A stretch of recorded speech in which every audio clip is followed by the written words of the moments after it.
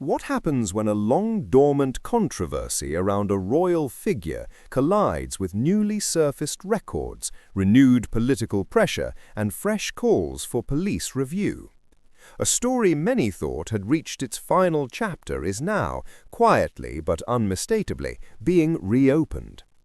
If you're fascinated by the untold stories of the British royal family, the decisions that shape the monarchy, and the complex dynamics behind the crown, then you absolutely need to be subscribed to Crown Desk. Hit that subscribe button now, because we're uncovering insights you won't find anywhere else. Let's dive in.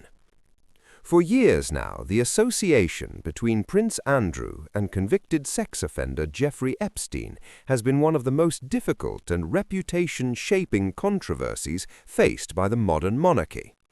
The core facts are well known to most royal watchers: a friendship that drew global scrutiny, a widely discussed photograph, a televised interview that intensified criticism, and a civil settlement that closed one legal chapter but never fully quieted public debate.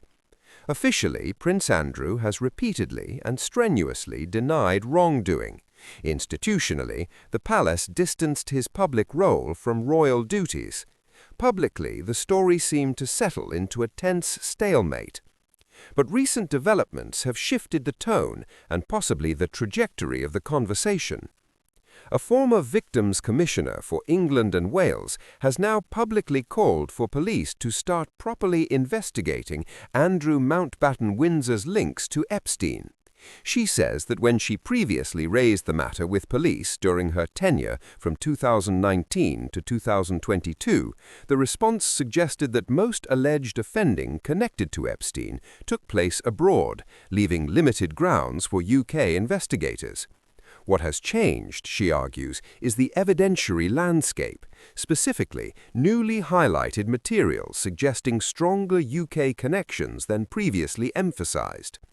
At the same time, a former Prime Minister has urged authorities to urgently re-examine whether victims linked to Epstein were trafficked in and out of the United Kingdom. That intervention did not come through a passing remark, but through a published article explicitly calling for renewed scrutiny. When former senior office holders speak this directly, it tends to resonate inside institutions, even if it does not automatically trigger action. Layered on top of this is investigative reporting indicating that dozens of flights linked to Epstein traveled through UK airports over a period spanning from the early 1990s to 2018. Multiple reputable outlets have repeated a figure of 87 such flights identified by investigative journalists.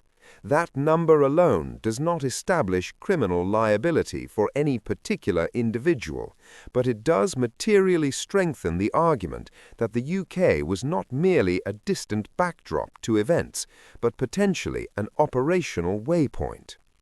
And jurisdiction matters. In policing terms, jurisdiction is often the dividing line between concern and action. According to confirmed reporting, a UK police force has acknowledged it is currently assessing allegations connected to the broader Epstein file set and related claims involving Prince Andrew. Assessing is a precise word in law enforcement language. It does not mean charges. It does not mean a formal investigation has been opened, but it does mean material is being reviewed to determine whether the threshold for further steps is met. That is a meaningful procedural shift compared with outright dismissal. There is also renewed attention on documentary material emerging from US court releases and archives. Among the items being discussed in reputable coverage is an email attributed to Ghislaine Maxwell that appears to confirm the authenticity of the well-known photograph showing Prince Andrew with his arm around Virginia Giuffre. For years, questions were publicly raised by Andrew about whether that image might have been doctored. The reported email, if accepted as authentic, challenges that line of doubt. It does not by itself prove misconduct, but it does narrow one area of factual dispute. We should be careful here.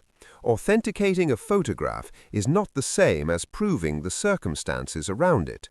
Experts in legal evidence draw that distinction very sharply. Still, in public credibility terms, each clarified detail adjusts the narrative balance. There are also specific allegations now under review by police involving a woman who claims she was sent to the UK by Epstein for a sexual encounter with Andrew at a royal residence. This remains an allegation, unproven, unadjudicated, and formally only at the assessment stage. No charges have been announced, but the fact that police have publicly confirmed they are evaluating such claims marks a procedural moment that royal observers are watching closely. What makes this phase particularly sensitive is the institutional context. The monarchy has spent the past several years navigating a modernization effort under intense public scrutiny. Reputation management, transparency signals, and ethical distance from controversy have all been central themes. When questions re-emerge around a senior royal, especially one already removed from official duties, it still reflects on the broader institution, whether fairly or not. According to widely reported statements, Buckingham Palace sources have indicated that the king would support police if they chose to pursue inquiries and made contact. That phrasing is careful and conditional, but symbolically important. It suggests a posture of non-interference rather than resistance. For constitutional monarchies, that line matters enormously. There is also the aviation angle, which has quietly become one of the most discussed technical elements of the renewed debate. References to flights and airport movements, particularly mentions of UK airports, have prompted calls for deeper review. Airport operators have pointed out that private aircraft often use separate terminals and independent handling services, and that passenger-level visibility can sit with operators and authorities rather than the airport company itself. In other words, the paper trail may exist, but it may not be centralized. From an investigative standpoint, flight logs, border records, and handling manifests can be cross-referenced. That is complex work. It takes time, and it tends to happen away from cameras. What many legal analysts believe is that we are currently in a threshold testing phase. Authorities are determining whether the combination of flight data, witness accounts, documentary material, and prior statements creates enough grounding for a formal UK-based investigation track. That decision is procedural, not political, in theory, but public pressure can influence prioritization and resource allocation. Some are speculating that renewed scrutiny could lead to formal interviews or requests for cooperation. Others caution that assessment stages often conclude without escalation if evidentiary standards are not met. Both outcomes are plausible. History shows examples of each. It is also worth remembering that Prince Andrew is no longer a working royal and does not represent the crown in an official capacity.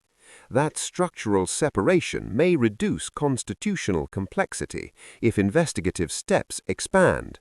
However, in media and public perception terms, royal identity does not switch off as easily as official duty.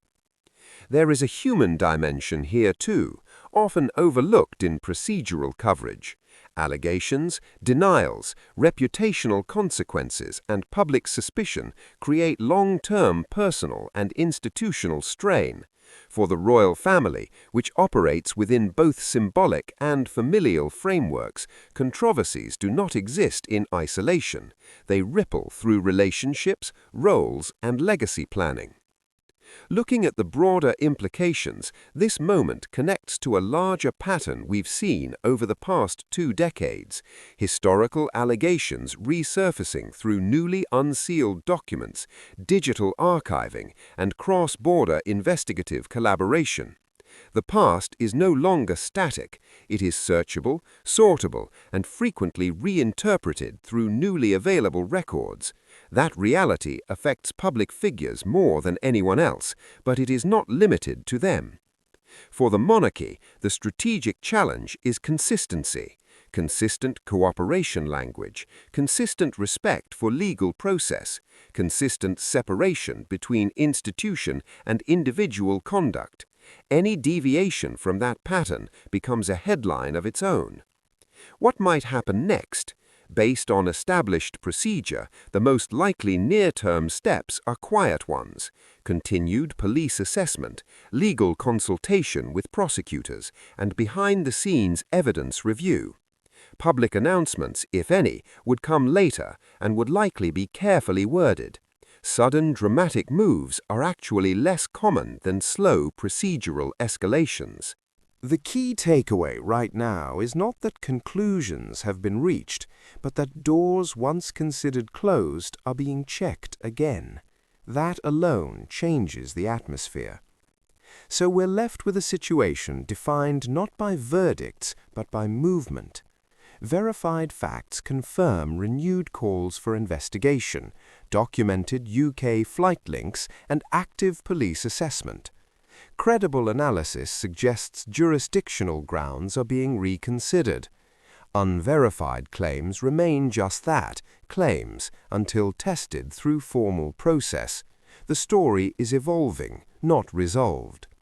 And perhaps the most important question is this: in an era where institutional trust is constantly tested, how should historic controversies be re-examined, quietly, quickly, or exhaustively? We'll continue tracking every verified development as it emerges. Now I want to hear from you. Do you think renewed police assessment will lead anywhere, or will this remain a procedural review with no further action? Share your perspective in the comments.